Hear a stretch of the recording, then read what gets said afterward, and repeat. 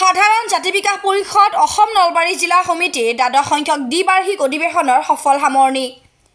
দিনজোৰা কাৰ্যসূচীৰে নলবাৰী জিলা মহিলা সমিতিৰ কাৰ্যালয়ত পালন সাধাৰণ জাতি বিকাশ পৰিষদ অসম নলবাৰী জিলা পৰিষদৰ অধিৱেশনখন 2 মাৰ্চ 2025 ইং ৰবিবাৰে নলবাৰী জিলা মহিলা সমিতিৰ কাৰ্যালয়ত অনুষ্ঠিত হয় ৰাতিপুৱা মুখ্য পতাকা উত্তোলনেৰে 11খন পতাকা উত্তোলন কাৰ্যসূচী শুভাৰম্ভ হয় জিলা পৰিষদৰ পতাকা উত্তোলন কৰে সভাপতি খগেন্দ্ৰ গোস্বামীয়ে ইয়াৰ পিছতে 11 জন বিশিষ্ট ব্যক্তিৰ দ্বাৰা 11খন পতাকা উত্তোলন কৰা হয় 10 বজাত বন্তি প্ৰজ্বলন কৰে বীণা দেৱীয়ে 10:15 স্মৃতি তৰ্পণ কৰে জিতেন্দ্ৰনাথ শৰ্মাই 11 বজাত অনুষ্ঠিত কৰা হয় সাধাৰণ সভা সভাৰ আৰম্ভণি কৰে সদস্যসকলৰ সমবেত সংগীতেৰে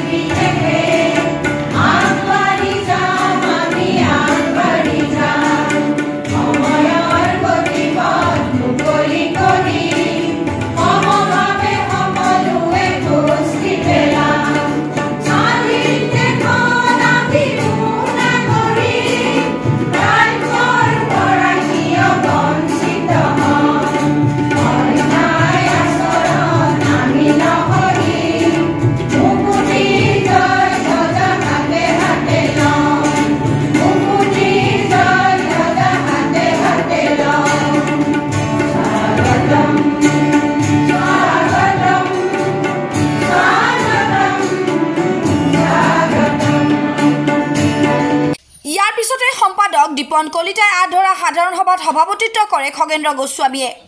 সভা উদ্বোধন কৰে ডক্টৰ নাৰায়ণ চন্দ্ৰ শৰ্মাই ইয়াৰ পিছতে প্ৰাক্তন সম্পাদক ধৰ্মেশ্বৰ পাটোৱাৰীক সম্বৰ্ধনা জনোৱা হয় নিৰ্দিষ্ট বক্তাৰ ভাষণ ৰাখে ফণীধৰ ডেকাই মুখ্য অতিথিৰ ভাষণ ৰাখে ৰাজ্যিক সভাপতি অজিত বৰ্মনে বিশিষ্ট অতিথিৰ ভাষণ ৰাখে আইন উপদেষ্টা দেবেন শইকীয়াই এইখন সভাতে পদ্মনাথ শৰ্মা আৰু জামিনী শৰ্মায়ো তেখেতসকলৰ ভাষণ প্ৰদান কৰে সভাৰ শেষত নতুন সভাপতি কেশৱ বৰ্মন আৰু সম্পাদক জোন বৰ্মনৰ নেতৃত্বত 21 জনীয়া নতুন জিলা সমিতি গঠন হয় ইয়াৰ লগে লগে সম্পাদক দীপন কলিতাই শলাগৰ শৰাই জ্ঞাপন কৰে সভাপতিৰ মন্তব্যৰ পিছতে অসম সংগীতেৰে সাধাৰণ জাতি বিকাশ পৰিষদ অসম নলবাৰী জিলা পৰিষদৰ দ্বাদশ সংখ্যক দ্বিবাৰ্ষিক অধিৱেশনৰ সফল সামৰণি পৰে 96 চনৰ 7 এপ্ৰিলত লখিমপুৰত এই সংগঠনটোৰ জন্ম হৈছিল এই তাৰ এটা কাহিনী আছিলে যে দুজনী ছোৱালী এটা পৰীক্ষা পাছ কৰিলে তাৰপিছত দুজনী ছোৱালীয়ে সংৰক্ষণ আধাৰত গ'ল তেওঁ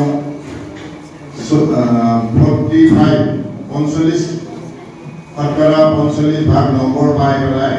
তেওঁ মানে সিটটো পালে আৰু জেনেৰেল কাষ্টৰ ছোৱালীজনীয়ে 82% পোৱাৰ পিছতো এই সিটটো নাপালে এই দুইজনী বহুত বান্ধৱী আছিল তেনেকে এই ঘটনাটোৰ পিছত তেওঁৰ মানসিকভাৱে ভাঙি পৰিছিলে আৰু তাত সকলো ৰাইজে এই ঘটনাটো প্ৰত্যক্ষ কৰিছিলে আৰু তেতিয়াই সেই সময়ৰ কিছুমান তাৰ গুণগত ব্যক্তিয়ে সাধাৰণ জাতিৰ মানে গঠন কৰিছিলে আমাৰ শ্ৰদ্ধাৰ দেৱেন্দ্ৰ ভূঞা ডাঙৰীয়াৰ নেতৃত্বত কেইজনমান বিশিষ্ট ব্যক্তিয়ে আৰম্ভ কৰিছিলে আৰু তাৰ পৰা আমাৰ অসমৰ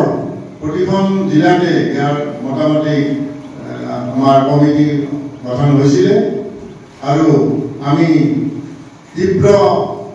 আন্দোলনো আমি আগতে কৰিছিলোঁ আমাৰ এই প্ৰতিবাদ আমাৰ সাব্যস্ত হৈছিলে দিল্লীতো আমাৰ এই সাব্যস্ত কৰা হৈছিলে কিন্তু আজি দুখৰ কথা এতিয়াও আমাৰ চৰকাৰে এই কথাটো বিশ্বাস থাকে কিছুমান চৰকাৰৰ ইচ্ছা আছে কিছুমান কিন্তু কৰিব নোৱাৰা এটা পৰিস্থিতিৰ সন্মুখীন হৈছে ইতিমধ্যে আমাৰ ডক্টৰ ডাঙৰীয়াদেৱে আৰু আমাৰ শিক্ষাবিদ ডাঙৰীয়াদেৱে সেই কথাখিনি ধুনীয়াকৈ ব্যক্ত কৰিছে কিহৰ ধাৰণাত আজি এতিয়া সংৰক্ষণটো মানে ৰাজনীতিৰ বলাত পৰি সোমাই গ'ল আমি এতিয়া উলিয়াই দিব নোৱাৰোঁ ব্ৰাহ্মণ ক্ষত্ৰিয় বৈশ্য আৰু শূদ্ৰ কৰ্মসূত্ৰে চাৰিটা জাতি আছিল সেই চাৰিওটা জাতি একেলগে থাকি 1950 চনৰ 26 জানুৱাৰীত যিখন সংবিধান ভাৰতবৰ্ষৰ সংবিধান প্ৰৱৰ্তন হৈছিল তাত এই সকলোকে একেলগে সাধাৰণ জাতি বুলি গণ্য কৰে এই সাধাৰণ জাতিসকলক একেলগে ৰাখি আমি সাধাৰণ জাতি বিকাশ পৰিষদ গঠন কৰিছোঁ আৰু সাধাৰণ জাতি বিকাশ পৰিষদে এই সকলো জাতিক একেলগে লৈ আমি আগবাঢ়িবলৈ যত্ন কৰিছোঁ অৰ্থাৎ we are all same boat of brother আমাৰ সকলো আমাৰ ব্ৰাহ্মণসকল হওক ক্ষত্ৰিয়সকল হওক কলিতাসকল হওক বা বৈশ্য সম্প্ৰদায়ৰ মানুহখিনি হওক বা শূদ্ৰ সম্প্ৰদায়ৰ যিখিনি আমাৰ কেওট মানুহ যিখিনি মানুহ সাধাৰণ জাতিৰ অন্তৰ্গত এই সকলো মানুহখিনি লৈ আমি সাধাৰণ জাতি বিকাশ পৰিষদ অসম গঠন হৈছোঁ আৰু সাধাৰণ জাতি বিকাশ পৰিষদ অসমে সকলো এই জাতিখিনি একেলগে লৈ আমি অসমত একতাৰ এনাজৰীডাল আগবঢ়াই নিবলৈ যত্ন কৰিছোঁ মই যি পদ্ধতিত মই আপোনাৰ এই সাধাৰণ জাতি বিকাশ পৰিষদত মই নিয়োজিত হৈ পৰিছিলোঁ সেইটো অকল আমাৰ ব্ৰাহ্মণ কলিতা বৈশ্য ইত্যাদি ধৰণে নহয় সমগ্ৰ ভাৰতভূমিত বাস কৰা সকলো মানুহৰ কাৰণে চিন্তা চৰ্চা কৰি মই আত্মনিয়োগ কৰিছিলোঁ এতিয়া আজি ক'বলৈ গ'লে মই সুস্থ আচলতে বুজিব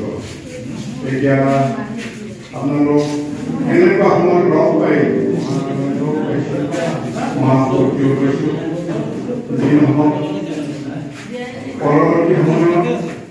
সাধাৰণ জাতি বিকাশ পৰিষদ ই দপতভাৱে বাজক দবা বাজক সংঘ বাজক বিসংঘ আকৌ সাধাৰণ জাতি পৰিষদ উন্নতি এইখিনি প্ৰাৰ্থনা কৰি মই মোৰ বক্তব্য সামৰিছোঁ ধন্যবাদ ইয়াৰ মাজেদি মোৰ লগত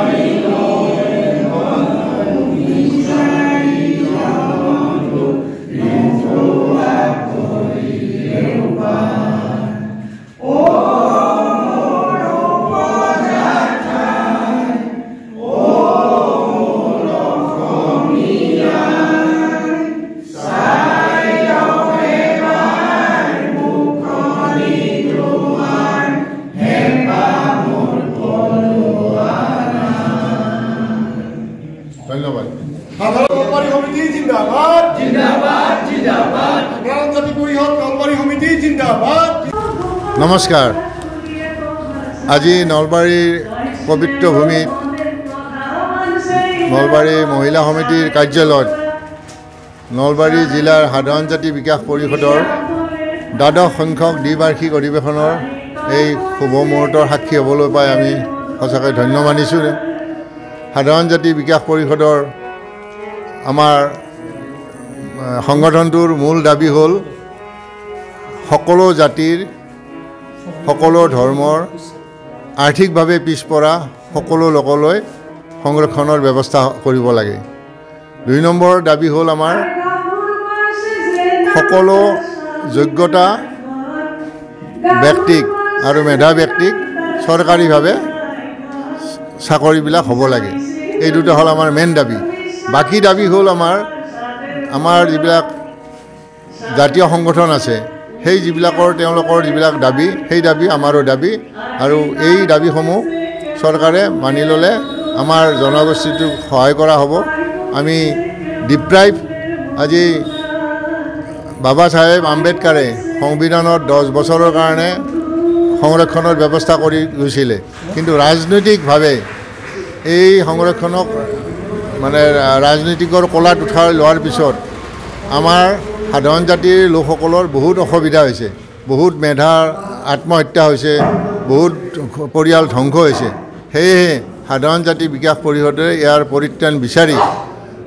সংৰক্ষণ কৰক, কিন্তু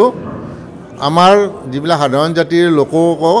সংৰক্ষণৰ আওতাৰ ভিতৰত আনিবৰ কাৰণে আমি চৰকাৰৰ ওচৰত দাবী জনাইছোঁ, আৰু এই দাবী আমাক মানি ল'বই লাগিব। ভাৰতবৰ্ষত আমি আন্দোলন আৰম্ভ কৰিছোঁ, আৰু দৰকাৰ হ'লে আমি জংলী আন্দোলন কৰিবলৈ আমি বাধ্য হ'ম। আমি আজি নলবাৰীত এখন নতুন কমিটি হ'ব। এই শক্তিশালী নলবাৰীৰ এই পবিত্ৰ ভূমিৰ পৰা,